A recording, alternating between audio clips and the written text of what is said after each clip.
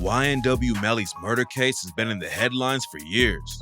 He just finished a crazy trial where the prosecution hit him with all kinds of evidence, but the jury still couldn't decide. At first it looked like he was gonna get sent away for life, but today we're breaking down how he could actually beat everything and walk free. 5 years ago in October 2018, YNW Melly and his homie Sack Chaser, Juvie, and Portland was all at a recording studio in Florida. The plan was for him to meet some homies at Melly's crib, but Sack Chaser and Juvie never made it. At around 5 in the morning, Portland rode into a hospital with Sack and Juvie's dead bodies in the whip.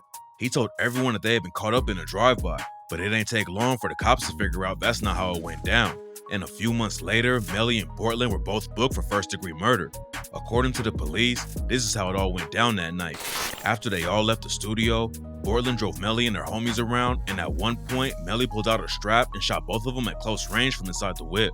Then Melly and Portland took the whip to a spot in the middle of nowhere and shot it up from the outside to make it look like someone rolled up on them.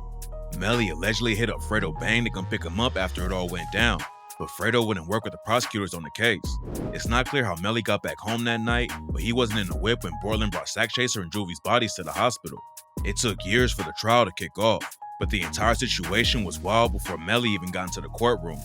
Melly was never granted bond and has been sitting in jail ever since he was booked. Back in 2020, he even lost his recreation and visiting rights and was sent to solitary confinement, and then it got even worse for him.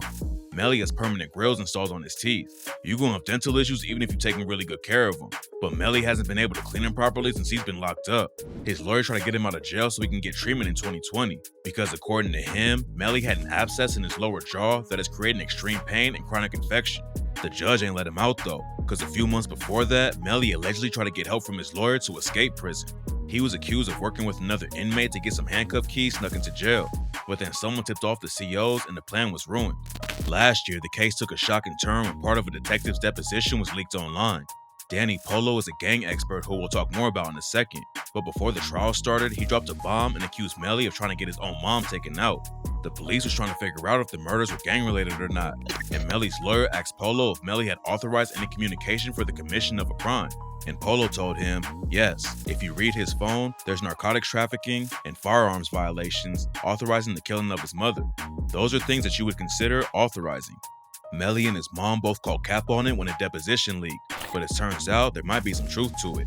A lot of the evidence against Melly was tied to his phone, and he allegedly sent a Snapchat message to his girlfriend Mariah 2 weeks after the murders and said, "This nigga saved my life. He coming everywhere with me, cause if them crackers come grab him, it's my fault. You forgot?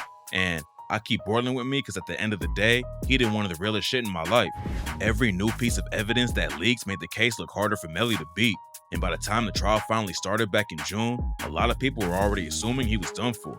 During the trial, the prosecution brought in experts to prove that Melly was in the car when Sack and Juvie were murdered. By using a map of cell phone towers in the area, they showed Melly's phone traveling with them at the exact same time and the locations they were at. Melly's defense claimed that the prosecution couldn't even prove it was his phone though. According to them, a lot of people in the crew used that phone, and just because it was in the whip when the shooting went down doesn't mean Melly was there too. That's when the prosecution clapped back and brought in text messages from Melly's phone. Around the same time the murders went down, Melly was texting his mom, Jamie King. Melly told his mom to bring his girlfriend Mariah, then asked her to buy him a Glock ASAP. His mom asked him what was wrong and said she had his 45, and Melly told her, "I just don't want no illegal gun." Apparently the 45 wasn't actually illegal, but Melly said he'd rather have a Glock 40 or 19, and Jamie agreed to go buy one. The situation between Melly and his mom was pretty strange though. According to rumors, she was trying to break up the YNW collective so that Melly could be on his own and not have to worry about putting his whole team on. It's not clear exactly what was going on behind the scenes, but Sack Chaser and Melly obviously had some static over the situation. Texts from Melly's phone show that Sack Chaser told him that he's not in charge just because he's the face of the YNW movement. It seems like Sack Chaser wanted to run things on the business side while Melly was bringing in money with the music. Then in another text, Sack Chaser was talking about Melly's mom getting involved with the situation and said, "Ain't say I was beefing with you, but before I let something happen to me or play with my family, everybody will die." Then Melly told him that he don't even consider Jamie to be his mom anymore and that he understands how Sack Chaser feels. That's when the bombshell Detective Polo dropped before the trial started about Melly wanting to take his mother out finally came out in front of the jury. While Melly and Sack Chaser was talking about Jamie, Melly told him, "She the devil for real, shit. I don't got shit to do with it no more. If y'all kill her, fuck it, bruh. She ain't my mama, she sold her soul." Some people thought Melly really ain't care if his homies killed his mom, but he might have just been trying to calm Sack Chaser down and make him think he was on his side. Melly's mom ain't the only one involved with the trial though, and Sack Chaser's mother thinks she knows why her son was murdered. In her deposition, Jana Thompson claimed that her son, Sack Chaser, was supposed to be getting a $200,000 payment right before he died. According to her, he knew that something was going wrong and caused her to say that something was going to happen and that he wasn't going to get the money. Melly, Portland, Sack Chaser, and Juvie had all been homies since they was kids. One thing the defense kept bringing up is that Melly had no reason to kill them and that the prosecution never provided a motive either. But if there's money involved, that changes everything. And people have been killed by their homies for way less than $200K. One of the biggest pieces of evidence against Melly was when the prosecution brought in a crime scene expert to look at the whip where Sack Chaser and Juvie died. According to the expert, the bullets that killed Sack Chaser and Juvie could have only been fired from the backseat of the whip. None of the angles made sense for a drive-by. Whoever killed him was sitting in the back seat behind the driver, and Juvie's mom helped identify that's exactly where Melly was sitting when they all left the studio. The crime scene expert also proved that the gun was between 3 inches and 3 feet away from Sack Chaser and Juvie when they were shot. Plus, the bullets that hit the outside of the whip didn't look like a drive-by at all.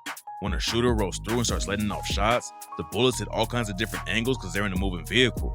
But all the bullet holes in Melly's whip were fired at a 90-degree angle, which proved whoever did it was just standing in one spot letting off shots. When Portland first talked to the cops, he told them he went straight to the studio, got shot at, then drove to the hospital immediately. But during the trial, the prosecution brought up the surveillance footage from the studio and proved that there were 2 satchels that somehow went missing. Some people think Melly and Portland's guns were in the satchels, and that's why they got rid of them before Portland brought Sack Chaser and Juvie to the hospital. But the police was never able to track him down or find a murder weapon. A lot of evidence against Melly was also tied to how he acted after everything went down. Less than 12 hours after his 2 childhood friends was murdered, Melly and Portland were caught on camera dancing around and having fun at a music video shoot. And at 4 p.m. that day, Melly texted his homie, "I did that." Then, shh. Melly also had a documentary about himself on his YouTube channel, and at the end of the movie it says, 4 days after the completion of this film, YNW Melly and his friends were the targets of a drive-by shooting in Miami, Florida, which was weird since he told the cops he wasn't even in the whip when the drive-by allegedly happened. There was a lot of evidence against Melly, and a lot of people thought he was done for, but there's a reason why it ended in a mistrial and he could end up walking away free.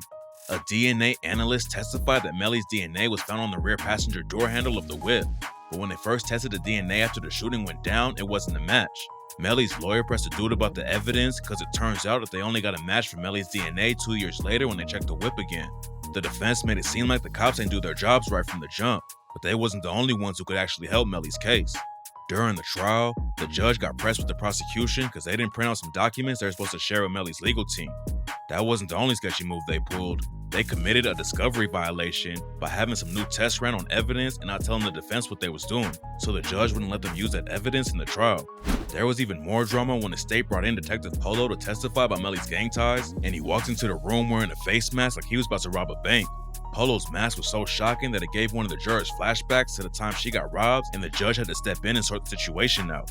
According to Polo, he has a $50K bag on his head, so he needed to wear the mask for his own safety. But according to reports, he was sitting outside the courtroom for an hour without even wearing it. Polo is a gang expert and testifies that Melly's affiliated with the G-Shine Bloods. A lot of rappers act like they're gang affiliated just for the clout, but Polo said the G-Shines ain't the kind of sets you can fake rep. According to him, they're one of the most violent blood sets and are known for checking anyone who fake reps. So it wouldn't make any sense for Melly to act like he was affiliated if he really wasn't. Even if Melly's a member of the G-Shines though, that don't automatically make the murder of Sack Chaser and Juvie gang-related crimes, and the prosecution wasn't able to find any evidence that their deaths had anything to do with the set. Another reason why the whole thing ended in a mistrial could be since the people working against Melly was just acting sketchy the whole time. The mother of Melly's girlfriend, Mariah, was brought in to testify about some statements she gave back in 2018, and she told the court she felt threatened by the prosecution. Even the lead detective in the case admitted to threatening witnesses. Detective Mark Moretti was grilled by Melly's lawyer and admitted that he threatened Melly's manager a $100K track, telling him he can get deported to Haiti. Moretti told Track that the jails in Haiti were a disease-ridden shithole where he wouldn't even get food. Now Moretti's allegedly under investigation for an incident involving excessive force used by him against a potential witness in this case. This is what's really crazy about the whole thing. Even if Moretti found evidence that 100% proves Melly's the one who killed Sack Chaser and Juvie, it would still be thrown out of court if it turns out that he got the info illegally. After both sides made their closing arguments, the jury discussed the evidence for 3 days and still couldn't make a decision. According to one juror, they were at 11-1 for convicting Melly of 2 charges of manslaughter, but the last woman in the room was explosive and manipulative. They claim that she convinced 2 others to go to her side, which made the vote 9-3 to convict, and she started screaming at a dude who tried to question her about it. Eventually, the judge realized they weren't going to agree on anything, so the only option he had was to call it a mistrial and start over from the beginning. And this time, it could end up being a way tougher case for the prosecution. More details just broke about Detective Moretti's excessive use of force, and it turns out that the complaint is related to Melly's mom, Jamie. Here's how it all allegedly went down.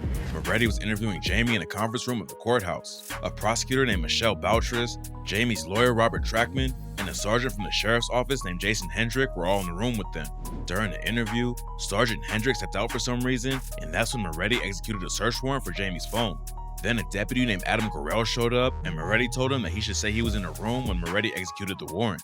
Later, Moretti asked Gorell if he was there when he took Jamie's phone, and Gorell told him, "I can be if you needed me to be."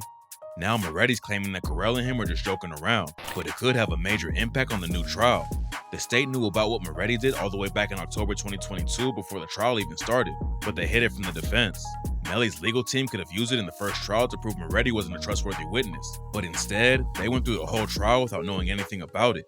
Melly's lawyer tried to get the entire case thrown out because of how sketchy stuff has been going on behind the scenes, but the judge denied it and set a new trial date for October.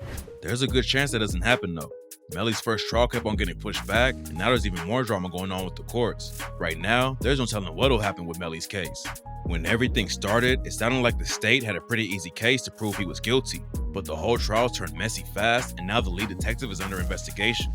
It's clear that the state still thinks Melly's guilty though. The judge just denied him bond again and said, "This court finds that the state has met its burden of demonstrating that the proof of guilt is evident and that the presumption of guilt is great. The juror's inability to reach a unanimous verdict does not alter the nation or weight of the evidence of the defendant's guilt." YNW Juvie's mom, Leandra, also asked him not to let Melly out. During a meeting with the judge, she said that even though he's innocent until proven guilty, she's still worried that something can happen to her and her family if they let Melly out. So for now, Melly's gonna be sitting in jail again till the new trial starts. His friends and family should definitely be feeling better about this one though. The judge might already believe he's guilty, but that'll mean the prosecution can convince a jury to convict him. They already messed up their best shot, and now the entire team is under suspicion because of what went down in the first trial. There is one bad piece of news for Melly though. Right now he's facing the death penalty if he gets convicted, and here's how it works. First, he has to be unanimously convicted by the jury and found guilty. Then there's a second phase where they decide to give him the death penalty or not. Usually, the death penalty also requires all 12 jurors to vote yes, but that just changed in Florida. Now they only need an 8-4 majority to kill somebody after a new law signed by the governor. So if Melly does go down for murdering Sack Chaser and Juvie, now there's a way higher chance he'll also face the death penalty.